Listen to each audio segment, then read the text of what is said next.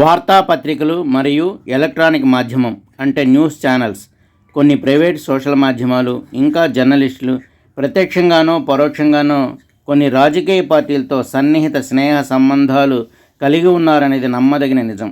ఎందుకంటే వారు రాసే వార్తల రాతలు, ప్రసారం చేసే వార్తలు, నిర్వహించే చర్చలు ఇవన్నీ ఎవరో ఒకరిని సమర్థిస్తున్నట్లుగానే ఉంటున్నాయి.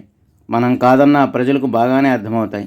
ఒకప్పుడు జర్నలిస్టులు డొక్కు సైకిల్ తొక్కుంటూ, భూతద్దాల కళ్ళజోడు పెట్టుకుని, పేరాగాన్ చెప్పులు ధరించి, భుజానికి వేలాడే సంచి తగిలించుకుని మాసిన గడ్డంతో దర్శనమిచ్చేవారు.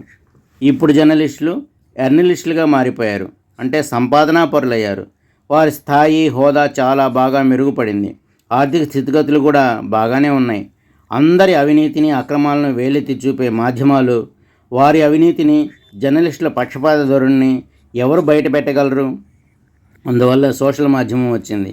సోషల్ మాధ్యమంలో స్వచ్ఛందంగా నిజాలను పోస్ట్ చేసేవారు ఎక్కువయ్యారు.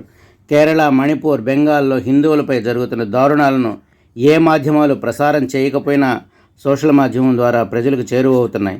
నిజాలు తెలుస్తున్నాయి. నిజం నిప్పు లాంటిది. ఆ నిప్పును జర్నలిజం నిప్పుగానే చూడాలి. చలిగాల్చుకోవడానికి, ఒళ్ళు కాల్చుకోవడానికి చాలా తేడా ఉంది. జర్నలిజం కూడా అంతే. ఎవరికో దాసోహమైతే ప్రజలే అసలు నిజం తెలుసుకుంటారు, ఒళ్ళు కాలుస్తారు.